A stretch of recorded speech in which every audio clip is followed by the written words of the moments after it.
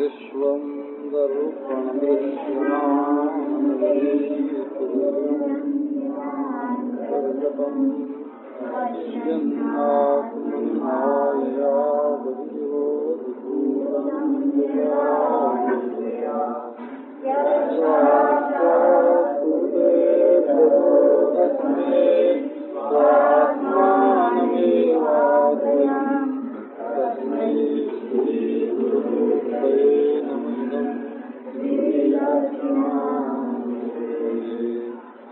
मुग्धं स्निग्धं मधुरमुरली माधुरी धीरनादैः कारं कारं करणविवशं गोकुलव्याकुलत्वम् श्यामं कामं व्रजजनमनो मोहनं मोहनाङ्गं चित्ते नित्यं निवसतु महो वल्लवी वल्लभम्। ओम शांति शांति शांति। नाम योगो में नहीं सर्वात्मना क्वचित यथा भूतेषु नहीं तथा हम च मनः प्राणो भूतेन्द्रियगुणाश्रयः आत्मन्येवात्मनात्मानं हृदेऽहन्यनुपालये आत्ममायानुभावेन भूतेन्द्रियगुणात्मना। शास्त्र के जो मर्मज्ञ हैं वो ऐसा बताते हैं, एक भक्त तो वे होते हैं जो शास्त्र की आज्ञा से अपना कर्तव्य मानकर भगवान भक्ति करते हैं। गुरु ने कहा, माता पिता ने कहा, शास्त्र में लिखा हुआ पढ़ा, बोले भाई भक्ति नहीं करेंगे तो ये जीवन व्यर्थ जाएगा। ऐसे जन्म समूह सिराने प्राणनाथ रघुनाथ सेवक पुरुष सिराने, ऐसे ही जन्म समूह सिराने जन्म जन्म बीत गए। अपने प्राणनाथ हृदयेश्वर प्रभु को छोड़ करके दूसरे लोगों की सेवा करते करते तो अब न सही हो, अब लो न साही, अब न सही हो।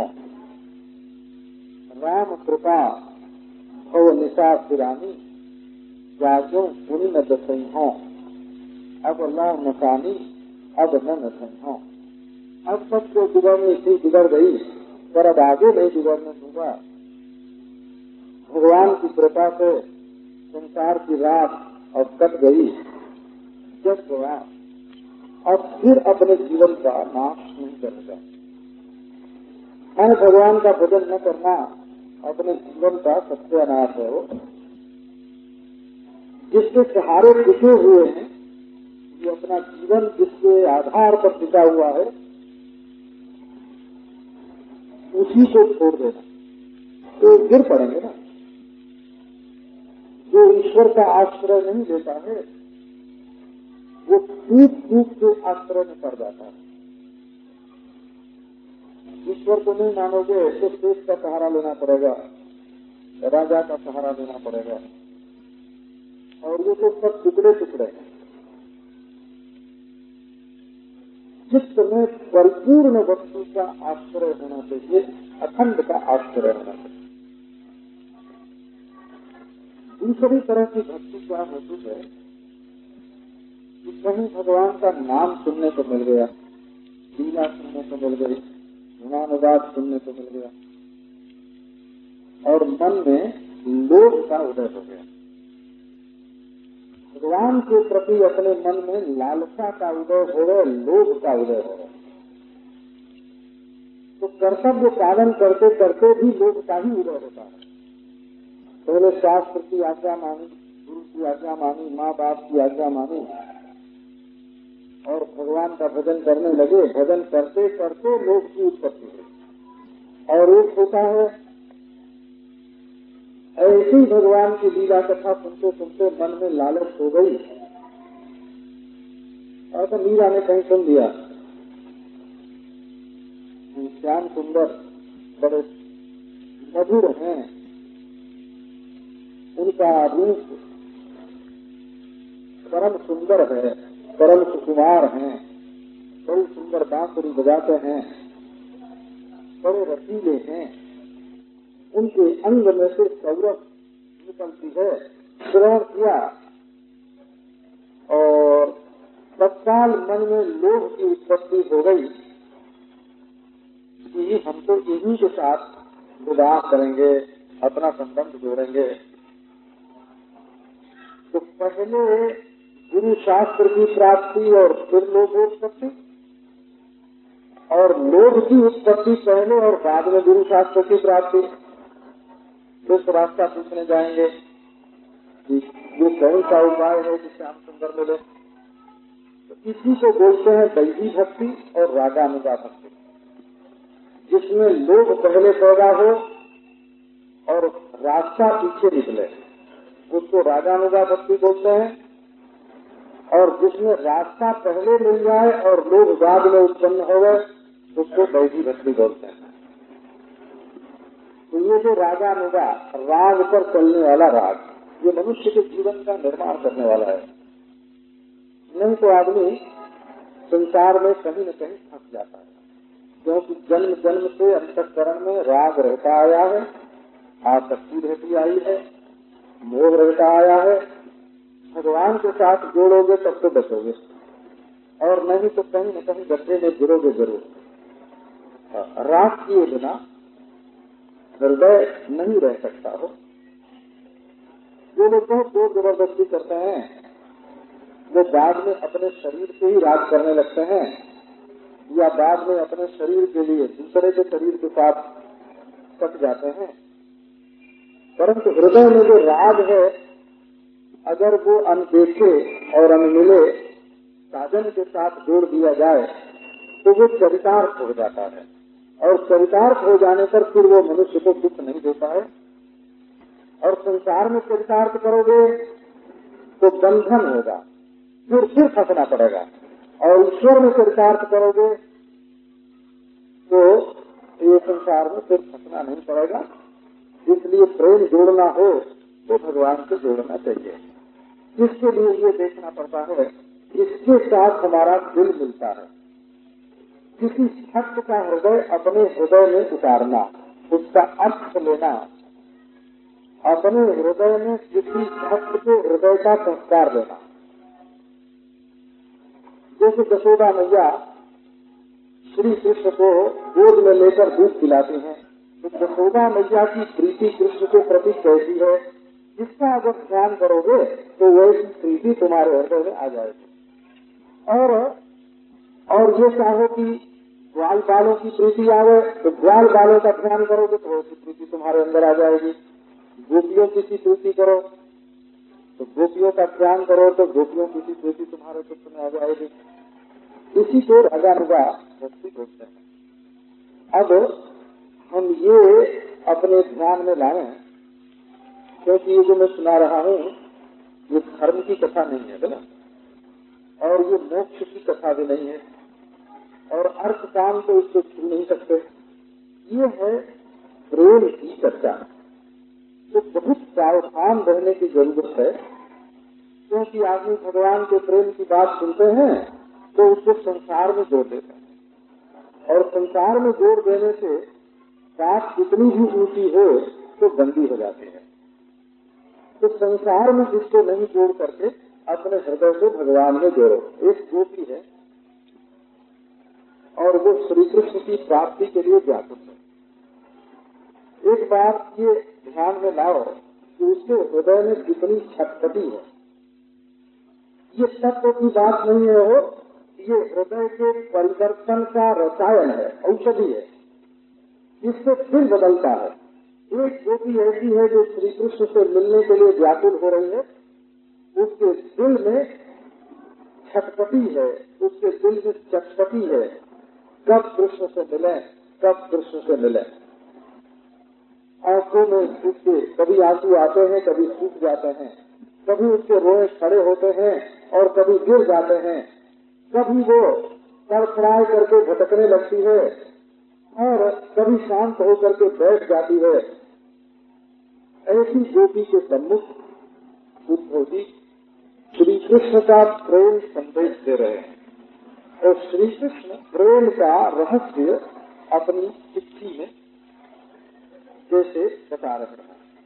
तो वो कहते हैं कि न तो मेरा वियोग तुमको है और न तो तुम्हारा वियोग मुझको है, क्योंकि हमारा और तुम्हारा वियोग होना संभव ही नहीं है।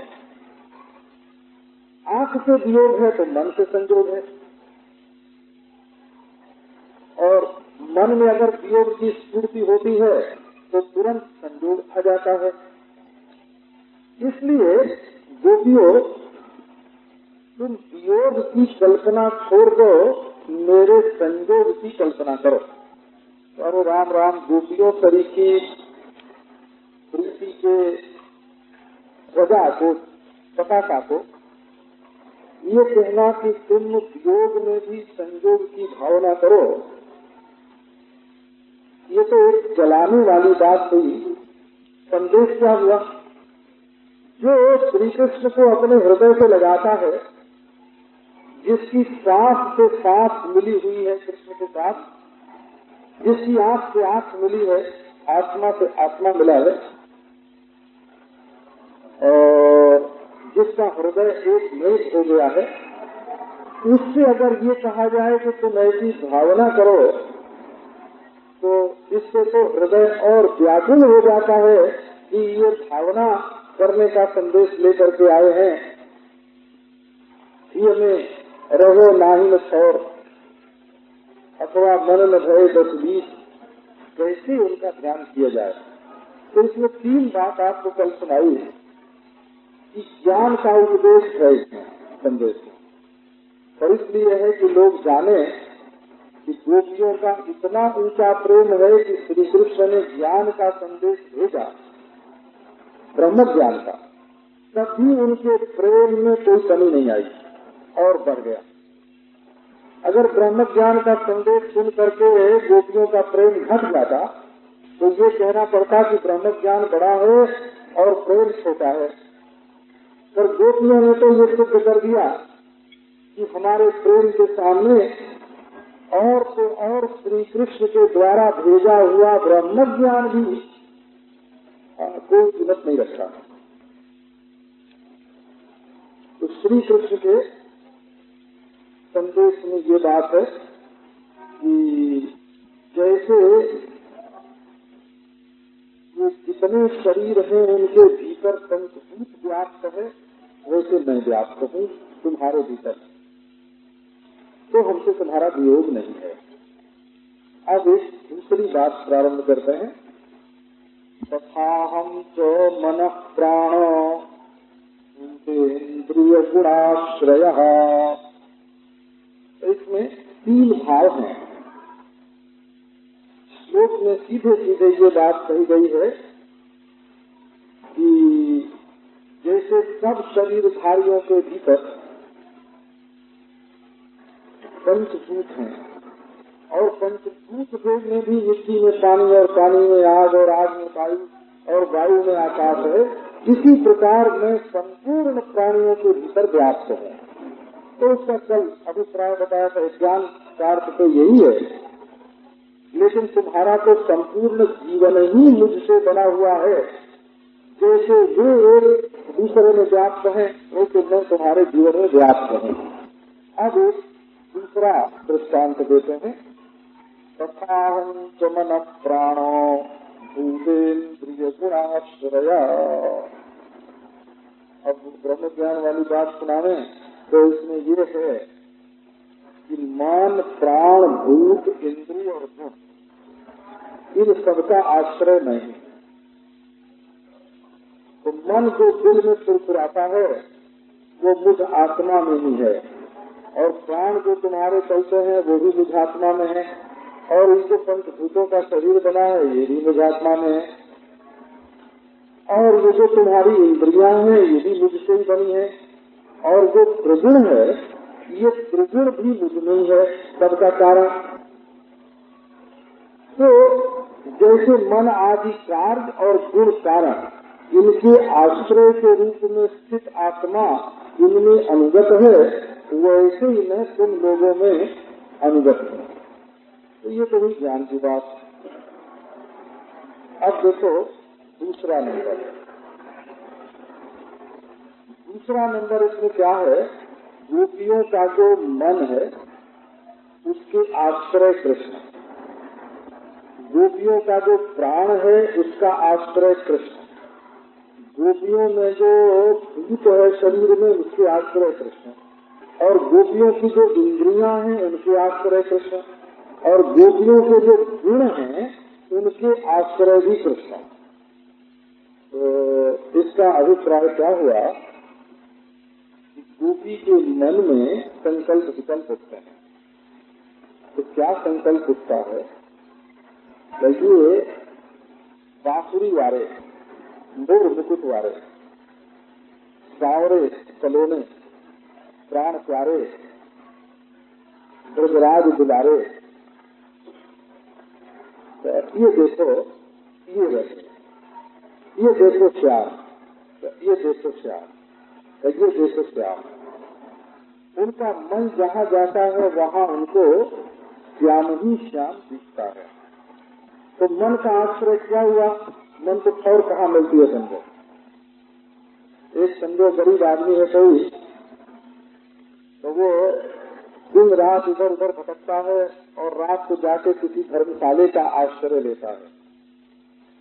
तो गोपियों का मन उसका आश्रय क्या है, बोले वो भटकता तो है परंतु जहाँ जाता है वहाँ उसको सुंदर श्याम ही दिखते हैं, इसके सिवाय और कोई चीज नहीं दिखती है। अब दूसरी बात आई प्राण की, गोपियों की सांस चलती है। पहले गोपियों ने ये कहा है कि हमने तो अपने प्राण तुम्हारे अंदर रख लिए हैं, प्राण तुम्हारे अंदर रख दिए हैं, माने तुम ही हमारे जीवन हो, तुम ही हमारे सर्वस्व हो। शरीर के द्वारा जितनी भी क्रिया होती है वो सब श्याम सुंदर के लिए होती है। गोपी की सांस निकल क्यों नहीं जाती, तो बोले प्राण अटके हुए हैं, आओ प्राणनाथ, अब प्राण लागे सियरा, हे प्राणनाथ आओ आओ, अब हमारे प्राण शिथिल पड़ने लगे, ये तुम्हारी प्राप्ति के लिए ही जीवित है। ये तीव्र प्रौढ़ तीव्र विशूषिका निचयतो पुष्चैर ममायम बलि नर्मा यज्ञ पुनक्ति गोकुल पतेर विश्लेष जन्मा ज्वरहा। श्याम सुंदर के वियोग से जो ज्वर चढ़ा है शरीर में, उसके कारण सांस तो लंबी चल रही है, कभी सांस कम हो जाती है, बंद हो जाती है, परंतु अटकी हुई है जो सांस शरीर में, वो इसलिए गोपियों के मन में आशा लगी हुई है। तो श्याम सुंदर कहते हैं कि तुम्हारे प्राणों का आश्रय भी नहीं है, तुम्हारे मन का आश्रय भी नहीं है, और तुम्हारा जो शरीर है उस शरीर का आश्रय भी नहीं है। एक प्रसंग आया है श्रीमद् भागवत में, नारायण कहो ब्रह्मा जी ने कहा कि भगवान मेरा दिमाग घूम रहा है, चकरा रहा है। तो श्री कृष्ण ने पूछा क्यों ब्रह्मा जी तुम्हारा दिमाग क्यों घूम रहा है, बोले महाराज एक ही नहीं चारों घूम रहे हैं, ब्रह्मा जी के 4 दिमाग है। बोले क्यों घूम रहा है, तो इसलिए घूम रहा है कि ये जो गांव के रहने वाले लोग हैं वाले, इनको तुम क्या दोगे। तो भगवान ने कहा कि हम मुक्ति देंगे। बोले राम राम, कोई प्रेमी मुक्ति चाहता है, मुक्ति का मतलब होता है छुटकारा। जैसे समझो 2 मित्र एक दूसरे के भुजपास में बने हुए हैं। तो क्या दोनों के मन में आता है कि ये सामने वाला कब छोड़ दे? अगर वो प्रेमी हैं तो दोनों में से किसी के मन में ये बात आएगी कि ये जल्दी से छोड़ दे हमको, क्या उग जाएगा वो? तो नहीं उगेगा। तो मुक्ति चाहना क्या है? मुक्ति चाहना उन लोगों के लिए है जो शत्रु के जेल खाने में फंसे हुए हैं, तो वहां से छूटना चाहते हैं। जो अपने मित्र के भुजपास में बना हुआ है, प्राणनाथ के भुजपास में बना हुआ है, वो तो कहेगा रात और लंबी हो जाए। ये द्वारका की जो पटरानियां हैं, वो जब प्रातः काल जगती है, भागवत नहीं कर रहे हैं और देखती है कि हम श्री कृष्ण के भुजपास में बनी, और उसी समय मुर्गा बोलता है, तो मुर्गे को गाली देने लगती है कि ये क्यों बोला, आज रात ही न बीते, आज चंद्रमा अस्त ही न हो, आज सूर्योदय ही न हो। तो प्रेमी लोग अपने प्रियतम का सान्निध्य चाहते हैं, वो मुक्ति नहीं चाहते। जो लोग सुख में फंसे हैं वो सुख से छुटकारा चाहते हैं, जो सुख में है वो सुख से छुटकारा क्यों चाहेंगे? मुक्ति तो सुख से छुटकारा चाहने की चीज है, सुख से आनंद से छुटकारा चाहने की चीज नहीं है। तो कोई भी प्रेमी चाहता और मुक्ति नहीं चाहता तो उसको अविद्या की निवृत्ति भी नहीं चाहिए। तो बोले हम भोले बने रहे, हम मूर्ख रहे और हमारा जो प्यारा है वो हमको जन्म जन्म मूर्ख बनाता रहे, हमको उसका कोई फल कभी न मालूम पड़े, कोई कपट न मालूम पड़े, कोई चतुराई न मालूम पड़े। क्यों हमको मूर्ख बनावे तो वही बनावे, उसके द्वारा बनाया हुआ मैं भोला भाला सुखी हूँ, और ब्रह्मज्ञानियों के द्वारा बनाया हुआ चतुर चालाक में अच्छा नहीं हूँ, क्योंकि उसमें हमारा प्रीतम सुखता है। तो प्रियतम के द्वारा दिया हुआ सुख भी सुख से बढ़ करके है, उसके द्वारा बनाया हुआ बेवकूफ भी चतुर शिरोमणि है। और कहीं उसके हाथों मौत हो जाए तो, अपने प्यारे के हाथों कभी मौत हो तो बोले इससे बढ़ करके सौभाग्य मरने वाले का दूसरा क्या होगा? ये अपने प्रियतम की आंखों के सामने, अपने प्रियतम की आंखों के सामने उसके कारण उस मृत्यु हो गए, उसकी गोद में मृत्यु हो गए, गिरे गर्दन झुलक कर बीच पट पर खुली रह जाए ये आंखें मुकुट पर। तो प्रियतम के इससे बढ़ करके, मृत्यु से बढ़ करके और क्या प्यारा होगा? तो देखो प्रेम में ये शक्ति है, ये सामर्थ्य है कि वो मृत्यु को तो अमृत से भी ज्यादा मीठा बना देता है, और वो अज्ञान को, बेवकूफी को ज्ञान से भी ज्यादा मीठा कर देता है, और वो दुख को सुख से भी बड़ा बना देता है, और वो बंधन को मुक्ति से बड़ा बना देता है। ये प्रेम की विशेषता है। अगर प्रियतम का बंधन मुक्ति नहीं मालूम पड़ती, उसका दिया हुआ दुख सुख नहीं मालूम पड़ता, उसके बेवकूफ बनाने पर वो मजा नहीं आता, ये तो ज्ञान से भी ज्यादा है, और उसके द्वारा पहुंचाई हुई सोच यदि प्यारी नहीं लगती तो प्रेम कहा। एक वो सुना है ना कि एक बार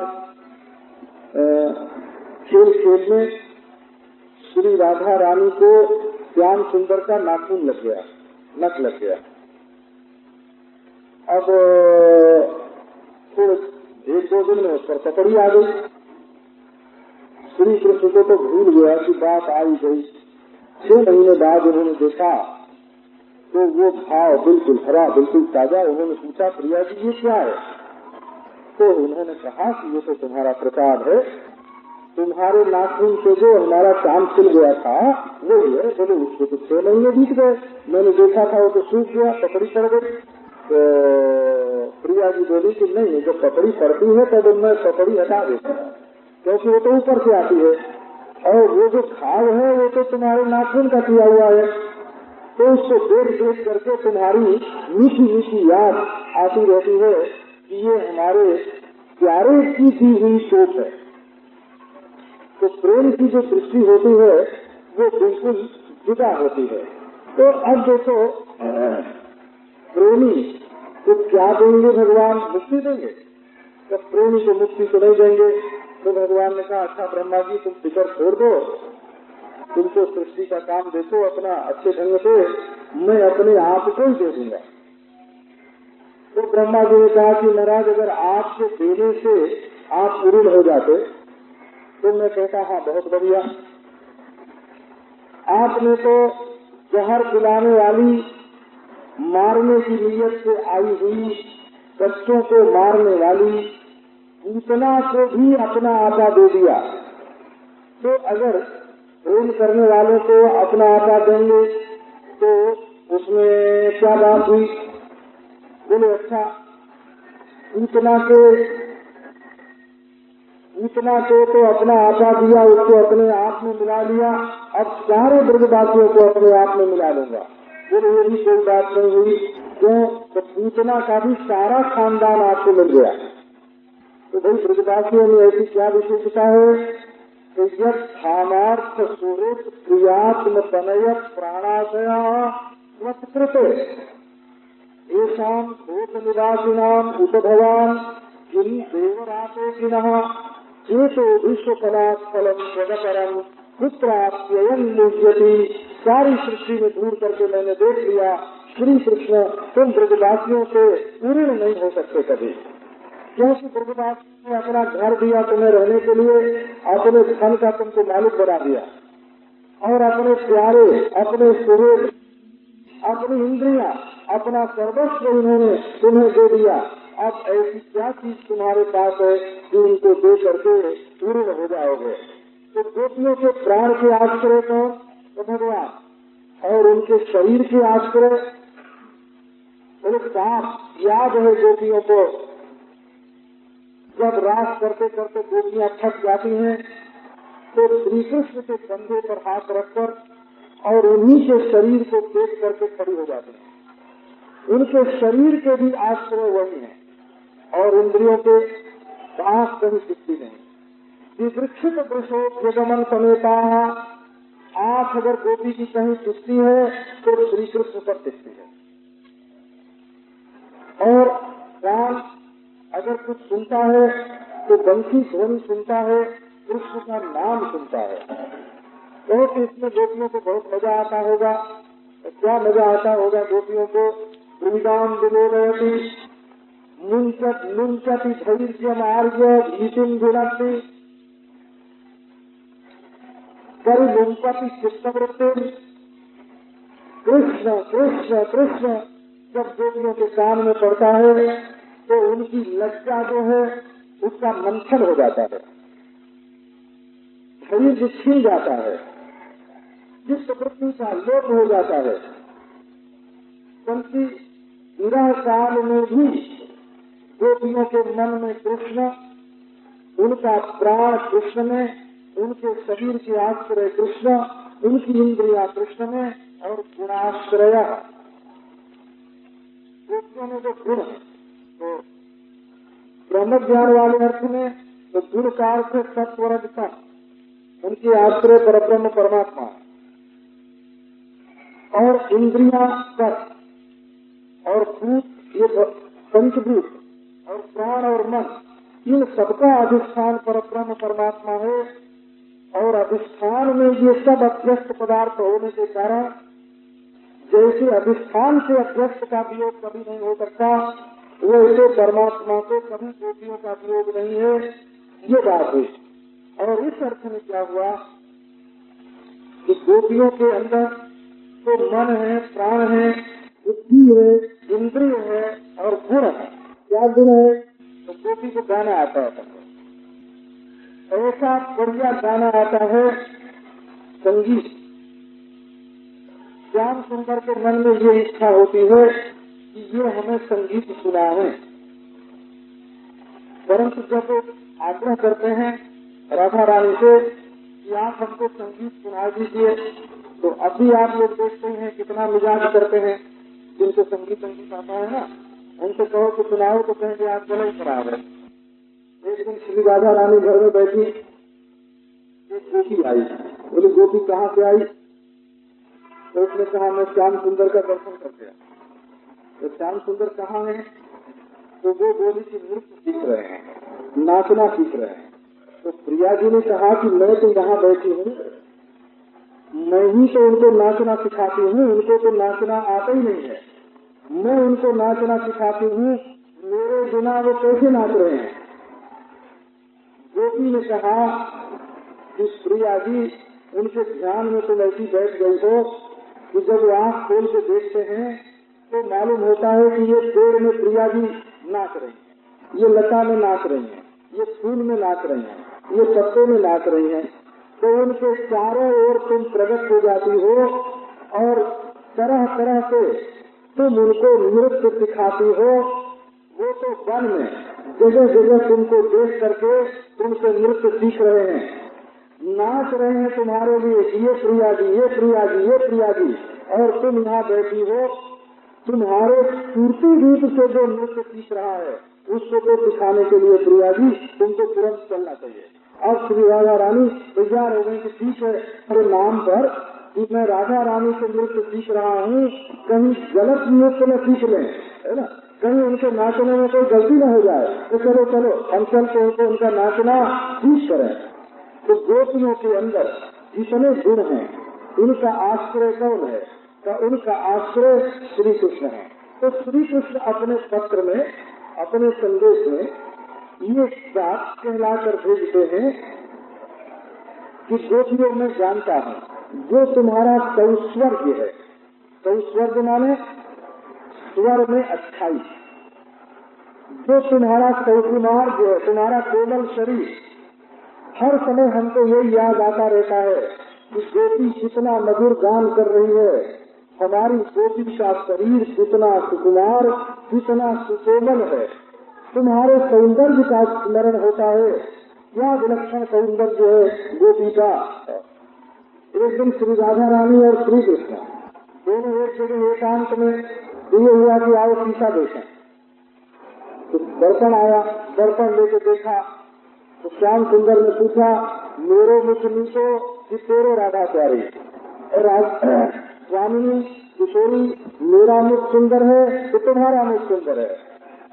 तो प्रिया जी बोली, स्वामिनी बोली, स्वामी है बोली कि श्याम सुंदर, मेरा मुख तो पूर्णिमा के चंद्रमा के समान सुंदर है और तुम्हारा मुख अमावास्या के अंधकार के समान काला है। तो हमारे तुम्हारे सौंदर्य में बड़ा सर्वे कहाँ है? क्या हो रहे कि मुकाबला करें कि कौन सुंदर है? लेकिन ये सुंदरता किसके लिए? ये संगीत किसके लिए? तो श्याम सुंदर के लिए। ये सौकुमार किसके लिए? तो श्याम सुंदर के लिए। ये भोक्ता के बिना भोग्य निष्फल है। जहाँ संपूर्ण सृष्टि के सौंदर्य माधुर्य का आस्वादन करने के लिए, सौस्वर्ग सौकुमार का आस्वादन करने के लिए, जहाँ उसके सौरभ्य और सौरभ्य का आस्वादन करने के लिए स्वयं भगवान नहीं है, वहाँ तो सब व्यर्थ गया। तो इसलिए गुणाश्रय, गोपियों के जितने गुण हैं उनके आश्रय भगवान। अब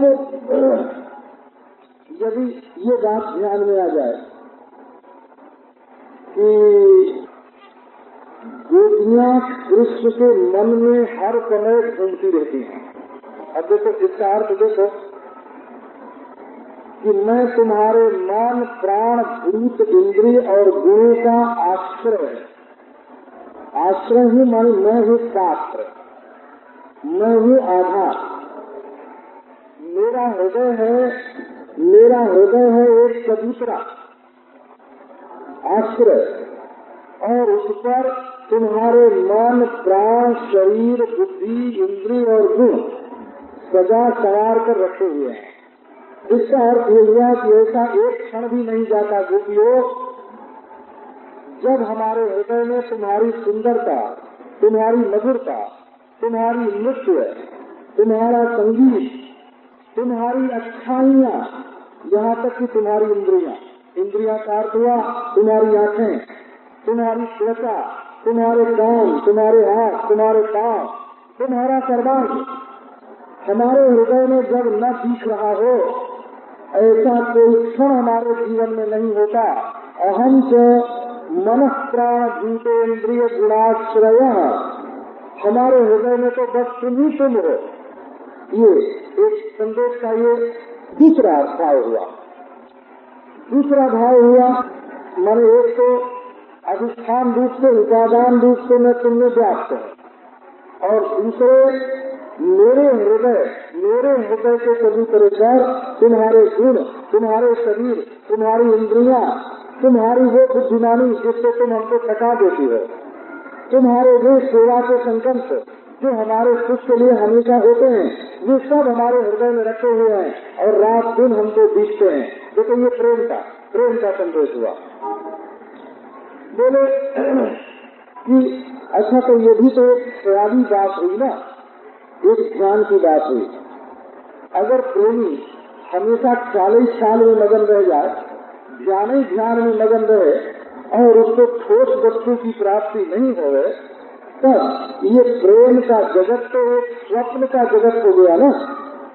तो क्या ये प्रेम केवल स्वप्न की दुनिया है?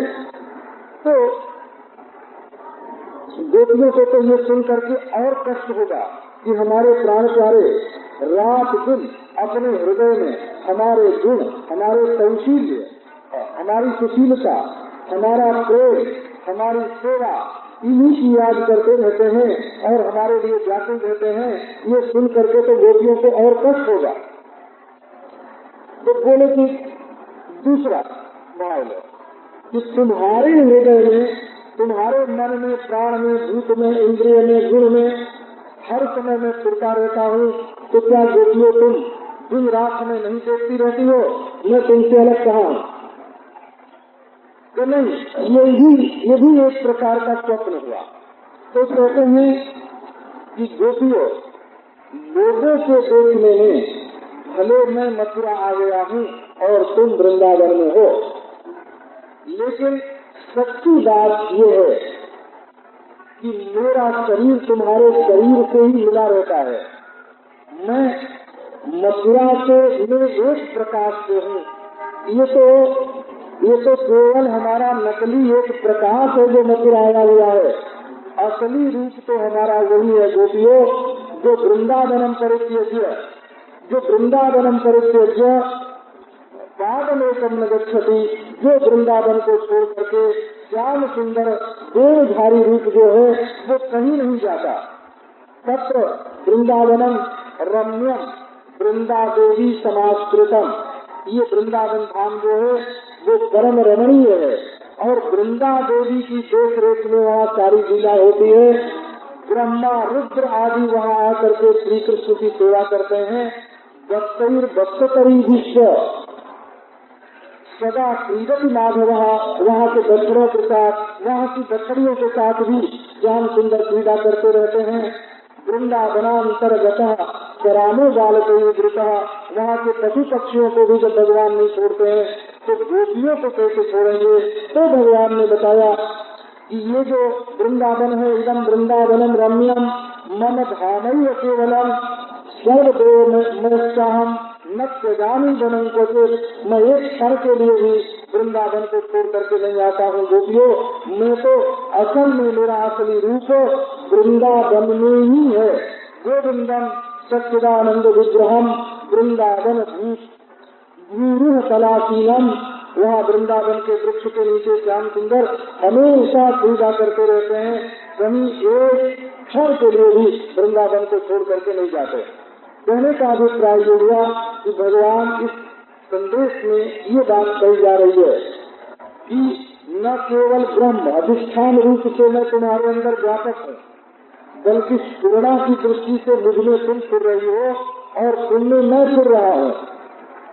और केवल स्फुरणा की दृष्टि से भी नहीं, हमारा जो असली रूप है वो हर हालत में तुम्हारे साथ ही है। हमारा और तुम्हारा वियोग नहीं है, नित्य संयोग है। अब इसके आगे का जो प्रसंग है